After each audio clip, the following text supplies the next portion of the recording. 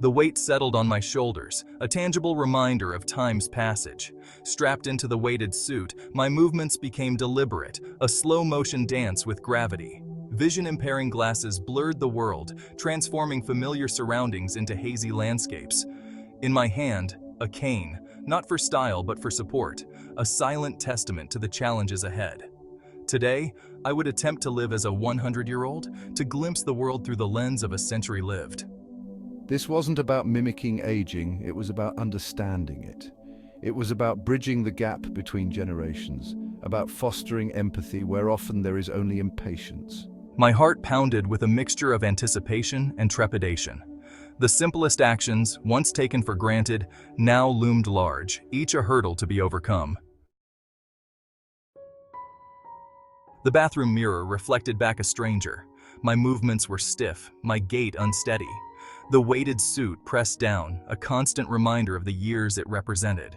Even brushing my teeth became a chore, each movement requiring focused effort. The stairs, usually navigated without a thought, transformed into a formidable obstacle course. Each step was a negotiation, a careful balance between weight and weakness. My breath grew shallow, my heart hammered in my chest. In the kitchen, the familiar routine of preparing breakfast became a study in frustration. My hands, clumsy and uncoordinated, fumbled with the utensils. The simple act of pouring a bowl of cereal felt like a Herculean task. The world outside was a cacophony of sound and motion. Cars whizzed by, their horns blaring impatiently. I, on the other hand, moved at a glacial pace, my senses overwhelmed by the onslaught of stimuli. The curb, once a minor inconvenience, now loomed large, an insurmountable barrier. I struggled to lift my leg, the weight of the suit pulling me downwards. A kind stranger, their face a blur through vision-impaired glasses, offered a helping hand. The walk to the park, a distance easily covered in minutes, stretched into an eternity. My legs ached, my back throbbed. Every step was a testament to the resilience of the human spirit. From my vantage point, the world seemed to move at a different pace. The frenetic energy of the city streets felt miles away. Here, in this oasis of green, time seemed to slow down, allowing me to savor the simple pleasures of existence. The park bench welcomed me like an old friend. I sank onto its familiar surface, grateful for the respite. Around me, children laughed, their voices echoing through the air, a symphony of youthful exuberance. Dogs chased squirrels, their tails wagging with abandon.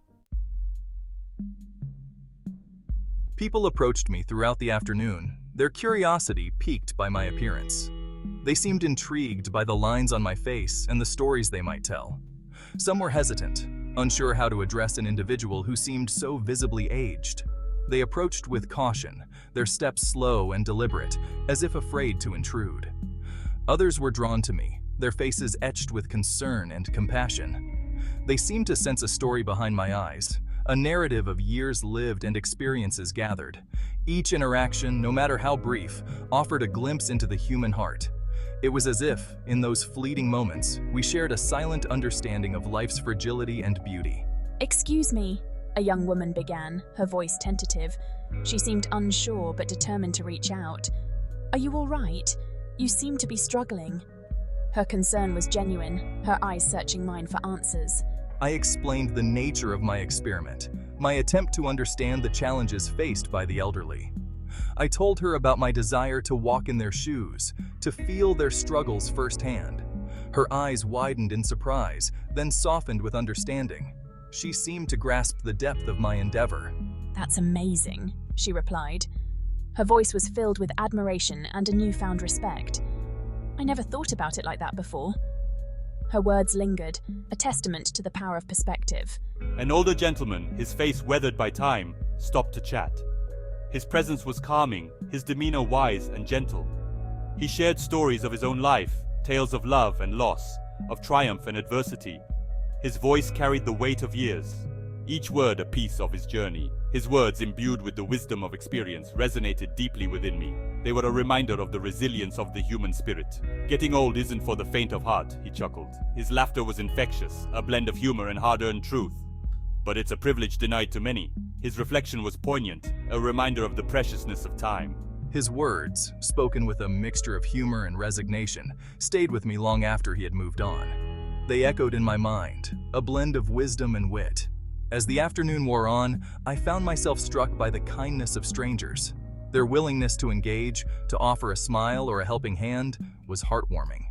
Their compassion, freely given and deeply appreciated, restored my faith in humanity. It was a reminder that, despite our differences, we are all connected by our shared humanity. As evening approached, a profound fatigue settled over me. It wasn't just physical exhaustion, though that was certainly present. It was a deeper weariness, a bone-deep understanding of the toll that time takes on the human body. Every movement, every breath, was a conscious effort. I thought of my grandparents, their faces etched with the passage of time, their movements slow and deliberate.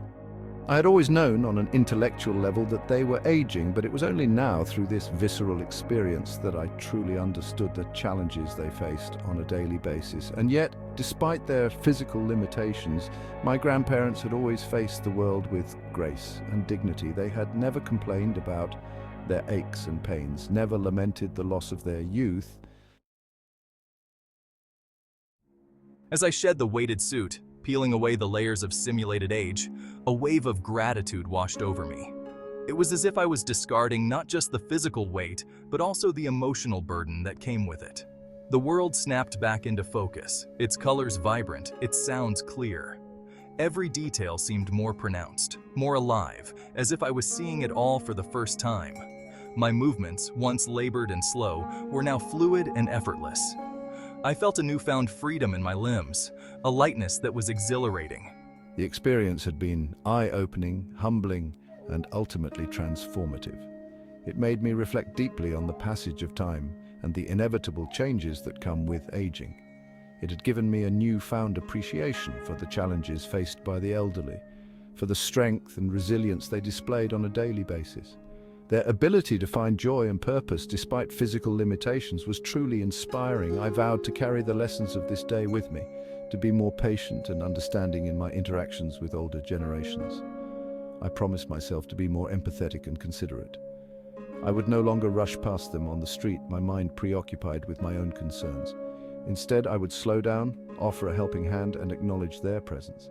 Instead, I would take the time to listen to their stories, to learn from their wisdom. Their experiences, rich with history and insight, had so much to teach me about life, resilience, and the human spirit. Section 8, the gift of perspective. The world seemed different now, imbued with a newfound depth and meaning. The mundane details of daily life, once so easily overlooked, now shimmered with significance. I realized that aging wasn't just about physical decline, it was also about a shift in perspective. As we grew older, our priorities changed. We became less concerned with material possessions, with status and achievement. Section 9, a tapestry of time. I thought of the countless acts of kindness I had witnessed that day, the small gestures of compassion that had touched my heart. The young woman who had helped me cross the street, the older gentleman who had shared his life story, the countless strangers who had smiled at me. These were the threads that wove together the tapestry of our shared humanity. We were all in this together, young and old, rich and poor, healthy and infirm. Our lives were intertwined, interconnected in ways that we could never fully comprehend. For in the end, it was our connections with one another, the love we shared, the kindness we extended that truly mattered. Section 10, honoring the stories. We live in a youth-obsessed culture, a society that often devalues the contributions of its elders. We relegate them to the sidelines, dismiss their opinions, and ignore their wisdom. The elderly are not burdens to be borne, but treasures to be cherished. They are living libraries, storehouses of wisdom and experience. It is our duty, as the inheritors of their legacy, to listen to their stories, to learn from their mistakes, and to honor their contributions to the world. In their eyes, we glimpse the wisdom of ages, the depth of human experience. And in their hearts, we discover a wellspring of love, compassion, and resilience that knows no bounds. Section 11, a legacy of love. This chapter is dedicated to the enduring bonds that connect us across generations. Take the time to connect with the elderly in your life. Visit your grandparents, call your aging parents, and spend quality time with them. Volunteer at a local nursing home. Your presence can bring immense joy and comfort to those who may feel isolated. Let us create a world where aging is not feared but embraced, where the wisdom of our elders is cherished and their contributions are recognized, where the elderly are not marginalized but celebrated, and their milestones are honored with the respect they deserve. Let us build a society that values wisdom over youth, experience over inexperience, and compassion over indifference. Our elders have so much to teach us. For in doing so, we will not only enrich the lives of our elders, but we will also create a brighter future for generations to come. Their happiness is our reward.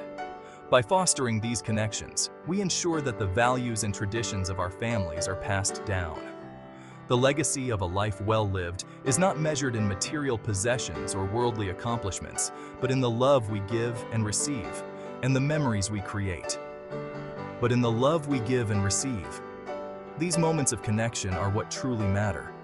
Let us strive to leave behind a legacy of love, a legacy that will continue to inspire and uplift long after we are gone.